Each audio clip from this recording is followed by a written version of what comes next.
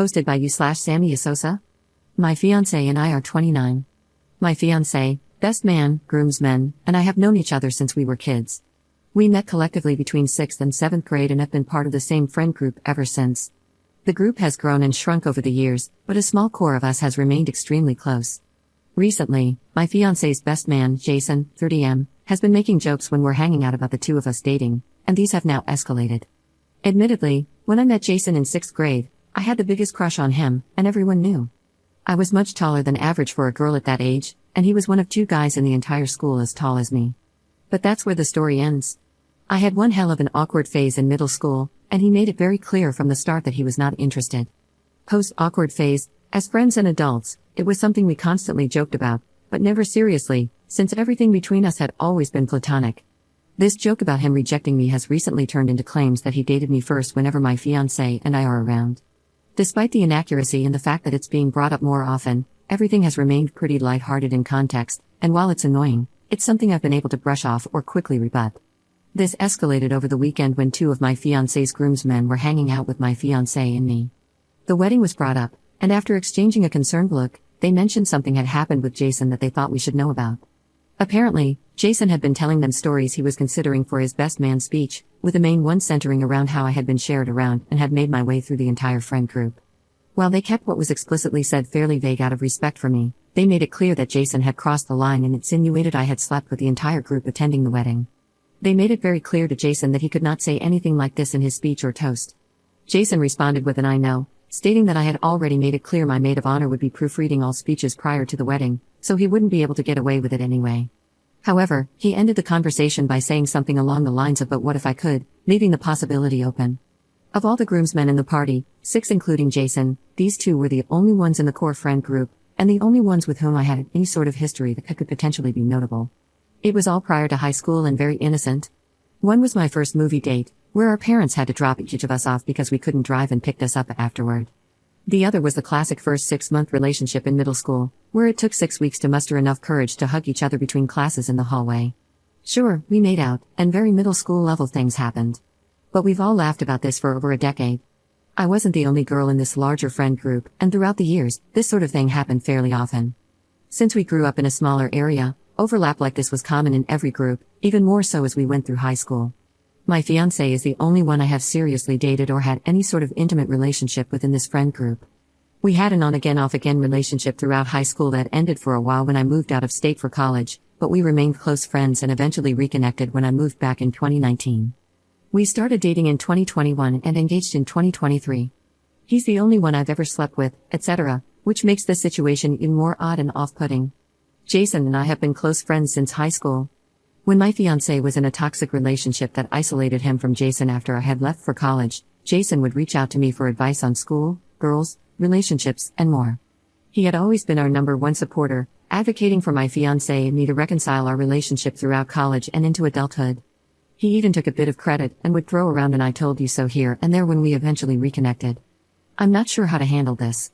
I could write an additional post about how frustrated, confused, wronged, and uncomfortable I feel, all of which I plan to discuss in more detail with my fiancé after reflecting on the issue a bit longer. We've all talked about it and recognized that the way Jason is framing things is wrong, but my fiancé and the groomsmen are able to brush it off in a way that I feel I can't. I don't know how to move forward from this or what to do next. Edit. My fiancé and I aren't getting married until the end of next summer, so most of the conversations about toasts and speeches have been more theoretical, except that a few people have asked for the opportunity to give a toast, including the best man. We have loosely shared this information in the Save the Dates, on the website, and other materials. My fiancé and the best man have been best friends since kindergarten. They were neighbors and inseparable until they each went their own way for college. My fiancé's parents basically raised him alongside my fiancé. Jason has always strictly expressed only platonic feelings for me. Even when both of us were single or alone together, we have only ever acted as friends since my embarrassing early middle school crush. Update 2 days later. First, I want to thank those who were clear and honest about how alarming the situation was from their perspective. When I posted, I was still processing various feelings about the matter, and I still am, which not only limited my ability to fully consider the situation from a different perspective but also left me in a state of paralysis regarding what to do next, both in the short and long term. Given the nature of the situation, a lot of historical context was omitted to avoid making the original post too lengthy. I have done my best to include the most relevant context based on the original comments in my update below. Since posting, I have spoken in further detail with both my fiancé and one of the other groomsmen involved. I also confided in my maid of honor to gain an additional perspective outside of this specific friend group. After these conversations and reading through all the comments on the original post, I've come to realize the significance of a few key details. 1. Jason has a deep-rooted superiority complex. He always has, and it's something many in our friend group have become accustomed to. He has always been the type who seemed to believe he was the standout among his friends, whether through education, athletics, his career, or with women. 2. Jason has also always been a bit egocentric, and his lack of accountability or consequences for his actions has been growing for some time now. Despite it almost always being unintentional, he is often oblivious to the inconveniences and harm he causes others, as long as it benefits his personal ego. 3. This situation is about jealousy from a few different angles, but not specifically about me. When looking at the full picture, this escalation feels like a continued attempt to knock my fiancé down for reaching the next stage in life. Whether that's because my fiancé has reached it before him or has moved on without him, I cannot say for sure. 4. Jason's issues with misogyny have also been escalating alongside everything else. His lack of respect for the women he has dated seems to have worsened. Much of the personal tension between him and me recently stems from his views on women, which have veered into more disrespectful territory, alluding to a growing belief that, due to their gender alone, women are inferior. And 5. The good friend he was to me over the years, kind, supportive, never overstepping boundaries, and always there when needed, can exist alongside this other side of him. These things are not mutually exclusive. Life happens, and people grow, sometimes in opposite directions. So, I spoke in depth with one of the groomsmen to gain further transparency about the situation and what was explicitly said. He acknowledged that the conversation initially centered around their excitement for the wedding, with Jason clearly stating that he wanted to give my fiancé and me the best wedding and experience possible. The conversation evolved, and Jason mentioned looking for icebreakers for his speech/toast, eventually bouncing around a variety of distasteful jokes that focused more on my fiancé than anything else. Then, the idea was proposed about explicitly stating that my being passed around the friend group was how they had all remained relatively close since middle school and high school. Jason was immediately shut down by the other groomsmen, who told him to know his audience and recognize that he was openly alluding to things that were untrue and could have an extremely negative impact on me personally. The conversation stopped shortly after this, and the groomsmen, unaware of how this issue had been escalating, chalked it up to a one-off situation with Jason acting full of himself in the moment. My fiancé and I are the first of our cohort to get married and have a full-blown wedding with a ceremony and reception. These comments did not start escalating until after our engagement roughly 1 year ago, following Jason's breakup with his long-term girlfriend. Jason has never made comments like this to me or my fiancé privately, or when it is just the three of us together. Any scenario where this has been an issue has involved others, and mostly people who are not part of our middle school cohort.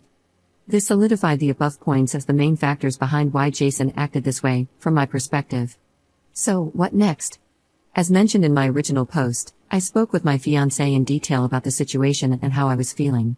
When all of this was brought to our attention a few days ago, I brushed it off more than I probably should have in an attempt to protect myself in the moment. I don't blame my fiancé for not having any immediate or strong reaction at the time, because I had avoided one myself. I think it's important to note that Jason is not a day-to-day presence in our lives. While he frequently travels for work that brings him to our area, we live in different states. He hasn't lived in the same area as my fiancé or me since high school. Much of this shift in his personality has happened over the last few years. I recognize that this doesn't excuse the lack of accountability on our part, but I felt it was important context to clarify that this wasn't something observed and ignored daily, but rather something that has gradually been recognized over time, as we see him maybe 4 times a year at most. My fiancé was extremely open during our conversation and immediately suggested having a talk with Jason, but admitted that he hadn't viewed this as anything more than Jason just being Jason and that he was all talk. At that point, we had only discussed how Jason had continually escalated the situation and how uncomfortable I had become as a result.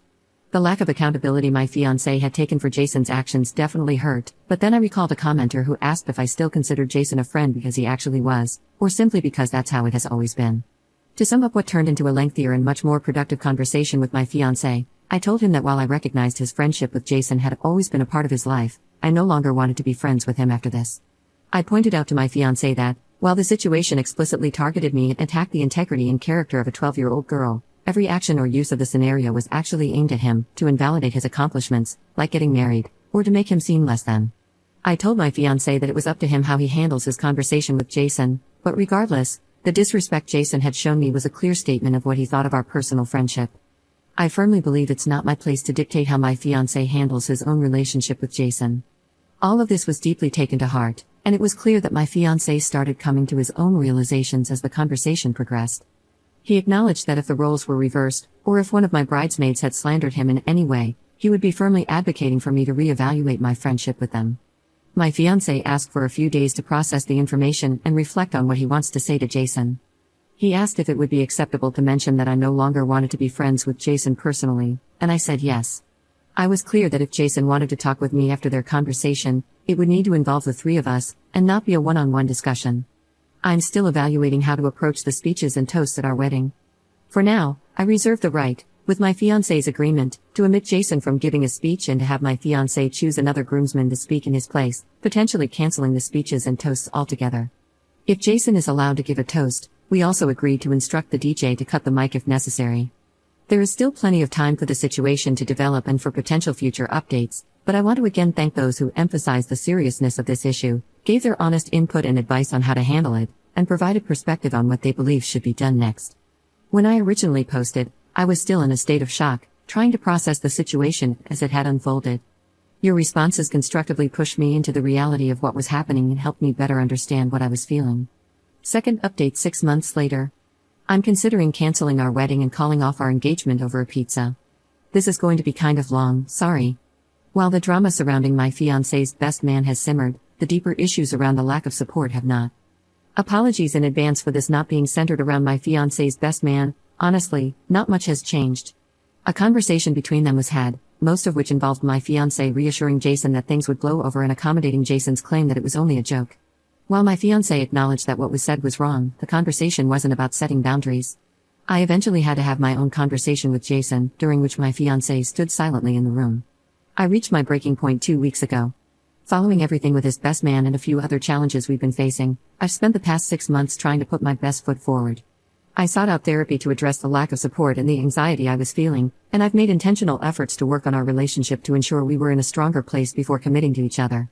In May, after some unexpected and startling health concerns that required an emergency room visit, my fiancé confessed to secretly canceling his health insurance in January without discussing it with me or telling me. When I asked him why, he blamed the cost of the wedding, saying it was too expensive and that he wanted to save the $150 a month. He took no accountability for his actions beyond offering an apology. I have a small amount of experience in accounting and have budgeted the wedding down to the last dollar. This includes considerations for inflation and other potential costs.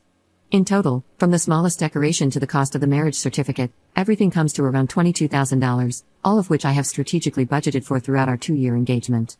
My parents have generously contributed $14,000 to help with the expenses, and I have personally taken on the cost of my dress, wedding bands, and a slightly larger portion of the vendors. To put it simply, while it may not be as much as others, we have privilege. Not only was there no need for this cancellation, but I have yet to see any of that additional support for expenses. In response, I took it upon myself to cover more of the costs and pursued a part-time job on top of my full-time position, which earns roughly $70,000 a year. While it's not by a large margin, I do earn more than him individually, and I have greater responsibilities in my daily work life, with longer hours and a significant amount of expected travel as a result. The decision to take on a part-time role wasn't one of want, but of a desire to ease the burden he was feeling. I started a role reviewing blogs, essays, resumes, and other forms of writing in July, and our relationship quickly unraveled. Because I commute, I typically arrive home 3 hours after my fiancé. Once home, I would immediately hop on my laptop and review writings for the next 2 hours or so to stay on top of my quota. I tried my best to create a routine so we could have intentional time together once I finished each night. This was met with cold shoulders, frustration, and a lack of consideration for my exhaustion and strain over the course of months.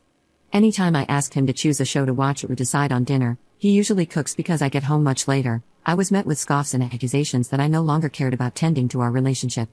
I tried countless times to address his frustrations, but I was either shut out or cornered in circular arguments about my priorities.